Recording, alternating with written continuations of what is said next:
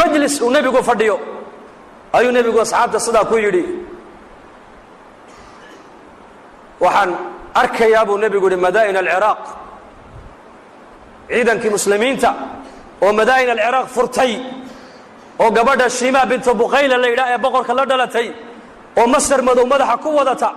oo baqasheedii fuushan iyo gabdhihii u khidmaynaya in hareeraha ka socdaan ayaa ciidanka muslimiinta gacantooda soo gashoon arkayaa buu rasuulku yidhi khuraym binu fatik saxaabiga la odhan jiray ayaa sare koo yidhi nebi allow ciidankaa maalintaa furanaya madaa'in alciraaq haddaan ka mid noqdo gabadha ay iga hor timaado gabadha aniga hallay siiyey inta goori goortaa imikadan buu yidhi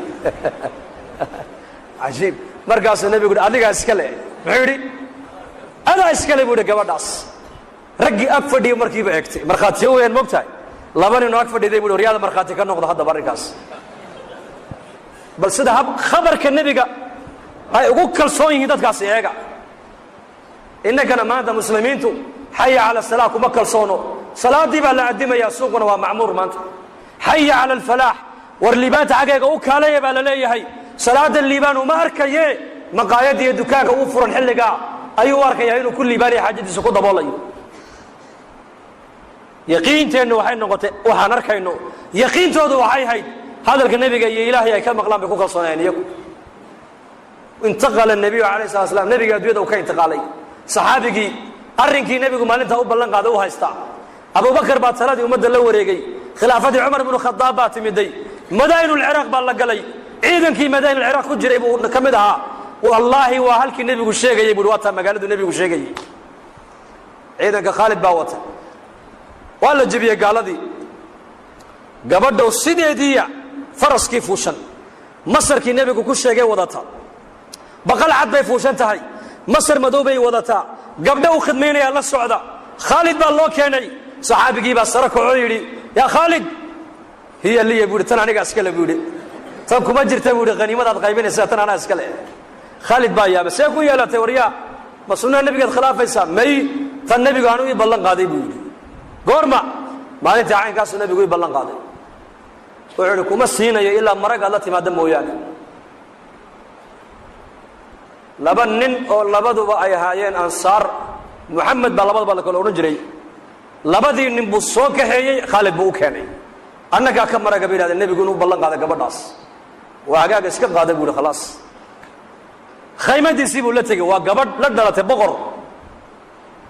kam gabadha imise barwaaqaysan tahay walaalkeed cabdulmasiix oo markaas sulxi qaatay oo macal ciidankiisii isdhiibay oo jizyadiina oggolaaday ayaa khaalid u tadarrucoo yidhi khaalidow mar haddaan sulxigii qaadannay gabadha walaasha ee boqoradda ii soo celiyey buu yidhi waxaad doontayna lacag waa nisiine khaalid baa yidhi gabadhaa hortay baa la bixiyoo nebigaas ii bixiye ninkaa halkaa jooga ayaa gabadhii qaato halkaabay isagaa la wareege isaga la soo heshii markaasuu u yimiday wuxuu gabadhaasaan la dhashay buuhi boqorkii baan ahay waan isdhiibay gabadhaa ii soo celi lacag waxaad doontana sheego markaasuu fikiray wuxuu yidhi 10 min 100 10 imsa waa imsa 10 de kun shilin de wuxuu 10 min 100 keen buuhi lacaga u yaabay ninkii markaas 10 markaas naam 10 u yaabay ma 10 min 100 ha 10 min 100 gabadha markaa baan ku siin markiiba uu soo saaray lacagtii buu siiyey gabadhii iyo waxay wadatoo dhan uu ku wareejiyey saxaabadii baa ninkii u timid oo la yidhi lacag intee leeg baad ku furatay gabadha dee 10 min 100 ma 10 min 100 ha waa kun weeyaane xisaabintaa ka badan inay jirto ma baaqaani buuhi anigu xisaabta adduunyada may oqoonin laakiin sida ilaahay wax looga qaatay iyo ku yaqaaneen innaguna maxaa naqaanaa maanta keenna miiga jooga kalkulateer buu ku sitaa jeebadda ka miiga jooga xoolaha leh neefka 70 buu marayaa 35 waa gaadhiga kiradiisii maxay waa ka miiga jooga yaqaan ka miiga jooga yaqaan xisaabta keenna magaalada joogana maxaad u malayn asxaabta rasuulkana xisaab may oqoonin laakiin maxay yaqaaneen iyaku sida ilaahay loo baryo yaqaaneen sida ilaahay loo raali geliyo yaqaaneen sida ilaahay loogu dhawaado bay yaqaaneen asbaabta ilaahay u dhawaynaysa bay yaqaaneen asbaabta ilaahay ka fogaynaysa bay yaqaaneen waxa ilaahay raalli ku noqonayay bay yaqaaneen meesha ilaahay raalli ka yahay bay marayeen hadday gacmaha cirka u taagaan ducadooda lama soo celinin iyaka saa darteed muhiimaddu waxa weeyaan adduunyadan ilaahay baana keenay ujeeddada laynoo keenay waa inaan adduunyada ka qaadanaa diin dhammaystiran waa inaan garannaa ilaahay maanta intaynu jirnaa nin walba lacag intuu haysto uu garanayaa maanta laakiin inta ilaahay uu jiro ma qiyaasi karayno maanta saxaabada rasuulku way yaqaaneen wallaahi way yaqaaneen way yaqaaneen sacd ibn abi waqaas baa soo galay basra dad meel ku urursan buu arko meel taagan oo nin dhegaysanaya markaa buu sacad ku yidhi maxaad ninka u dhegaysanaysaan muxuu sheegayaa waxaa la yidhi abubakar iyo cumar buu caayaya ya ma abubakar iyo cumar buu caayayo dhegaysanaysaan ha de markaas loo baneeyey sacd waryaa buu yidhi maada abubakar iyo cumar caayi kara ha waan caayi waxaabay sameeyeen waxaabay sameeyeen wax iska daldalay zindiiq buu ahaa war dadkaas ilaahay baa raalli ka noqday camalka ugina way la tageene ka daa dadka cayda ka dhaaf buu iska daa ka daa cayda war waan caayi oo dhibaatay noo geysteen oo caynkaasoo markaasuu war cayda waad ka dayn oo waad ka dayn buu yidhi wailaa wallaahi haddii kale waan ku habaari buu ka yidhi habaarkayguna dhulka uma dhaca buu yidhi markaasuu yidhi waan ku habaariya nebi baa tahay buu yidhi bal habaarkaaga soo sii daa saasuu hadlay sacad bin abi waqaas wuxuu yidhi intuu gacmaha cirka u taagay buuhi ilaahayow ninka abubakar iyo cumar caayaya inaad abubakar iyo cumar raalli ka noqotayna waan raalli baan ka nahay ilaahayow adaa noo sheegay oo nebigaagii baa noo sheegay oo in janno loo bishaareeyey mubashiriin ahaayeen nebigaagii baan dhegahaygaa kaga maqalle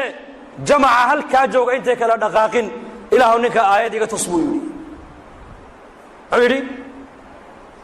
neef geela oo shilis oo meelay ka timid la garanayn unbaa dhulka sidaa uga soo baxdaa la yidhi dadkii baa sidaa u kala jeexday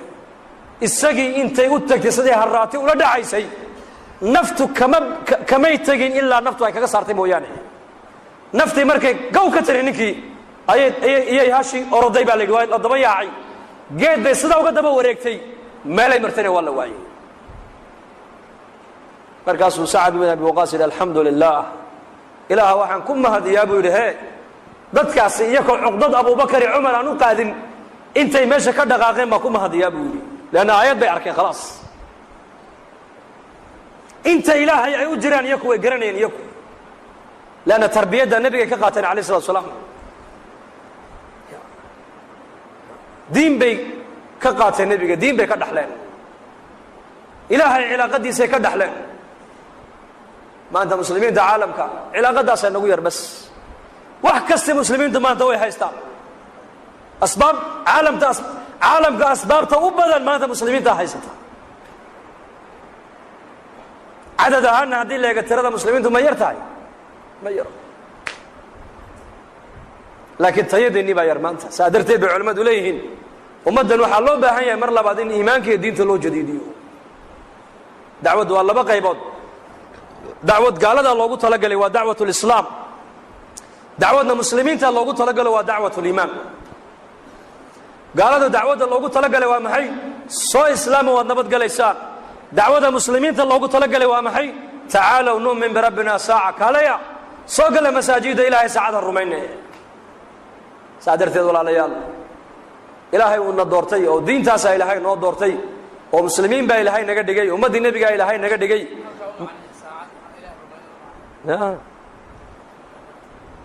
tacaalow nu'min birabbina saaca cabdullahi bin rawaxa odhan jiray soo ma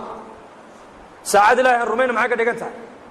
iimaankii waad ku dhalatay islaamnimadu waad ku dhalatay kaalay fadhiiso iimaankii iyo aakhirada ha ka mudaakaroonay hadda saacadda iminkaan wada hadlayna iimaanku inooma ziyaadayo ma ziyaadayo yasdaad xalaqat alcilmi haddaad fadhiisato cilmi iyo iimaan iyo taqwad baa kuu ziyaadaya sidaasoo kale ummadda loo baahan yahay maanta in ummadda iimaanka loo jadiidiyo jadiduu iimaanakum baa nebigu uhi iimaankiina jadiidiya saxaabadu waxay dhahaan kayfa nujadidu see iimaanka loo jadiidiyaa akiruu min qawli لم يقل نبي ما أورن ذكري وعود قول ومن أحسن قولا قول هذا مقصوا دعوة أكثر من قول لا إله إلا الله ذاتك إيمانك وقيادة ذاتك آخرة وجدي وقيادة ذاتك إلهي وغشاكية ذاتك منفعة دينته إليها وغشاكية ذاتك عملك صالح وغشاكية ذاتك قيمها صلاة إليها وغشاكية ما أنت ملك السؤال مرتوح على هذا الهيا ما أنت منفعة دينته إليها سومالي إنك خاص عدان هاي إسلام نمدي قبيل كي متياكتنا باور وين ما أنت يا dadka agtooda midkee ku weyn wada muslimna mala arintaas weyn taabatay waa sognahay deedo wada Soomaali dhaga dheer baan ahay ilaana meel aniguna jarmal ma yihiin ninkuma nigamada فعل كاني حتى wuxuu noqday qabiilada inuu ku ficilto qofka muslim qabiil inuu hal qabiil inuu dhaqaalaha u bixiyo qabiilkiisa inuu dacwiyo qabiilkiisa inuu faaniyo حتى مجلس بدر كيسا قبيل لو فديا ودا كده اسلام لماذا الله دوني وحول بينك على وينات نن ري مدينه ايا سو غل مسجد رسول كنا صلى الله عليه وسلم بلال يا سلمان وفديا بو اركي وحور كون محل لوغا باهن yahay buu hadee toole hadalku waa la dhageyso ninkan محمد yulay ninkan محمد qoomkiisi buu helay hadee toole arab baa u kacday كون محل لوغا باهن yahay hadee toole Muaad bin Jabal baa maqlay hadalka halkaasoo Muaad ninkii qabtay markaasuu nabiga u keenay markaasuu Muaad waliba u sheegay yiri ninkani sidaa buu rasuulullah markaas nabiga wajigiisa badilmay manbarku nabigu fuulay dadkii oo dhan baa loo wada yeeray markaabuu nabigu dhageysta abihiin wa aadam alayhi salaam hooyadiina waa hawa luqada arabiguna abi hooyaynima abu rasuulku yiri من تكلم بها فهو عربي بالنبي يقول نك اللغة العربية برتة كهلا وعربي هذا الكامر كل النبي يقول خطبة دي بوجوجية معاذ بن جبل ولي ننجي صدا أبوها يا